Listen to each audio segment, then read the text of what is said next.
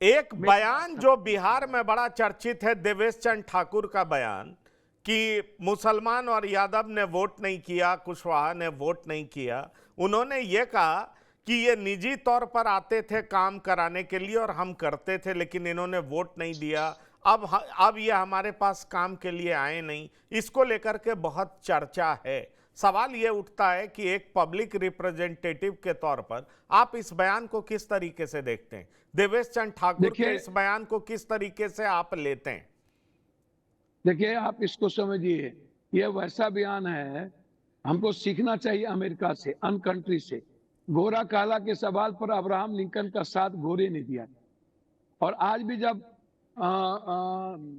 Barack Obama की बात आती है, उन्होंने कहा था कि I want change and I want change and people पर उन्होंने ट्रस्ट किया था।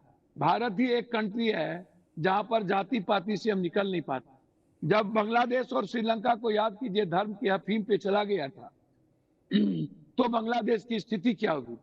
बांग्लादेश खत्म होने की तैयारी हो गया, लोग आत्महत्या करते थे, लोगों के पास इकोनॉमिकल समाप्त हो गई।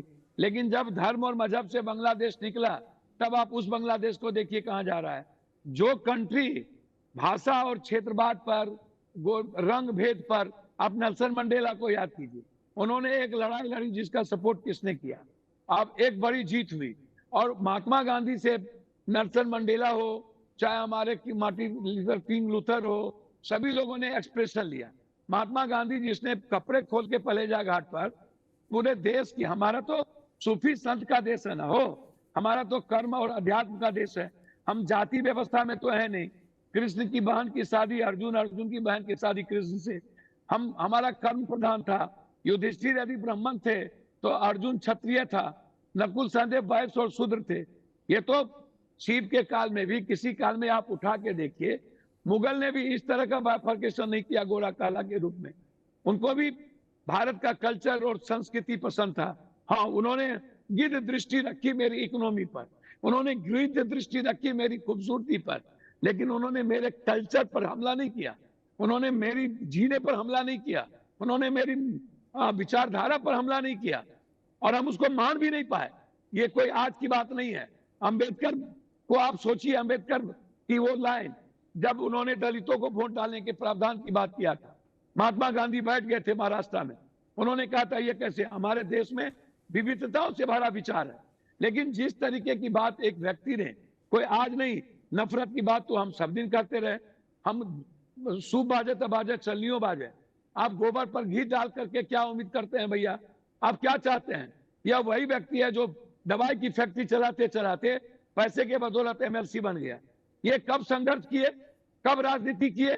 इन्होंने रसूखदार और ऐशो आराम की जिंदगी जी करके बंबई से सीधे आया और आम लोगों के वोट खरीदे एजुकेशन में जाकर के, और उस वोट को खरीद के एमएलसी बना। और परोस करके ये, आप इनको पूछिए कि सीतामढ़ी में गोलीकांड हुआ था किसान के, पप्पू यादव पूरा विपक्ष वहां था, हम लोगों ने 2-2 लाख हमने वोट पैसा दिया उस वक्त। पूछिए, ये थे सीतामढ़ी में जितनी गोलीकांड भी, मर्डर हुआ, हम सब जगह जाके 50-50 हजार रुपया दिए। जो ब्राह्मण था, आज एक परिवार यहाँ आया है मेरे पास, वो वैश्य समाज से है, वो परिवार मैं आपको सामने ला देता हूँ। वो परिवार वहां पर पीछे बैठा हुआ है, उसकी दोनों भाई को मार के मार दिया गया, दोनों भाई को, दोनों सगे भाई को। उसकी बेटी आके रो रही है, 1 महीना इसके यहाँ एक गौरा, उसके पिता, उसकी बेटी, सुनवाई नहीं हुई। उसके परिवार को अब खत्म करने की बात हो रही है। आज एसपी से हमने बातचीत किया, आज सुबह वो आया है, दोनों सगे भाई को मारते मारते मार दिया गया। अंदाजा कीजिए, इनसे पूछिए कि सीतामढ़ी में इसका योगदान क्या है।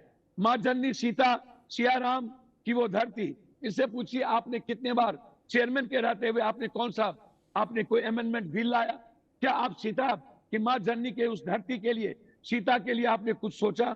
कभी आपने उसके निर्माण की बात की? इतने बड़े बड़े दंगे हुए, घटना घटी सीतामढ़ी में, नेपाल का सटा हुआ पूरा स्मगलिंग, पूरा स्मैक की जिंदगी हराम कर दिया है बिहार की, पूर्णिया की, सीतामढ़ी की। वो सुलेशन, वो वाइटनर, वो गांजा, वो हफीम, वो चरस, वो सुगना, सबके बच्चे की जिंदगी हराम कर दिया। इनसे पूछिए कि क्या कोई काम किया इन्होंने? इनसे पूछिए कि किसी को रुपया दिया? बोलिए सामने लाने के लिए उसको। मैं डाला हूं सीतामढ़ी में 2 करोड़ से ऊपर रुपया पप्पू यादव ने दिए हैं जब घटना घटे। हमने तो नहीं कह दिया हमको पीएम बना दो, हमने तो नहीं कह दिया हमने इतने जात को। यदि हम 34 करोड़ रुपया 2-2 हजार अकाउंट में डाले, उसमें जादव और मुसलमान नहीं था, उसमें सिर्फ दलित नहीं था, उसमें बैकवर्ड नहीं था, उसमें अधिक फॉरवर्ड भी थे, सिर्फ दलित नहीं था। यदि हम पटना में जाकर के हमने पानी पिलाया, पटना में नहीं हमने नहीं खाना दिया, वो सुनिए सर पटना, मेरी बात सुनिए, पटना में यदि खाना दिया, वहां दलित और जादव नहीं थे, वहां मुसलमान नहीं थे, वहां पर था कास्ट, वहां था अपर कास्ट, वहां था वैश्य, वहां था मरवाड़ी, वहां थे अन्य कास्ट के लोग। क्या कहते हैं हम, क्या उसके बाद वोट हमको नहीं दिया, वो वोट फिर बीजेपी को दे दिया। फिर कोरोना आया तो हमने पटना के एक लोगों की सेवा की, एक अस्पताल गए, एक रेमडेसिविर ला के दिए, गैस का प्लांट दिया, ऑक्सीजन ला के दिए। क्या बोलते नहीं ये गलत है? आप हमको बता दीजिए। ये जिस तरीके की बात करते हैं, क्या ये जादव मुसलमान का जो जहां दुकान होगा, क्या वहां पर ये नहीं लेंगे दवाई, वहां दूध नहीं लेंगे, वहां सब्जी नहीं लेंगे, उस दुकान से ये नहीं खरीदेंगे? मैं आपसे पूछना चाहता हूं, आप हमको बताइए, क्या उस जमीन से ये नहीं चलेंगे? क्या उसके गांव से ये नहीं चलेंगे? क्या वो गांव की जमीन जादव और मुसलमान की नहीं होगी? ये क्या पीएम क्या कहेंगे मुझको, मैं सिर्फ अमुक जाति का, जैसे पीएम ने आके बोला इनके यहाँ मिश्रा जी के यहाँ मुझे 7 जाति का समर्थन प्राप्त।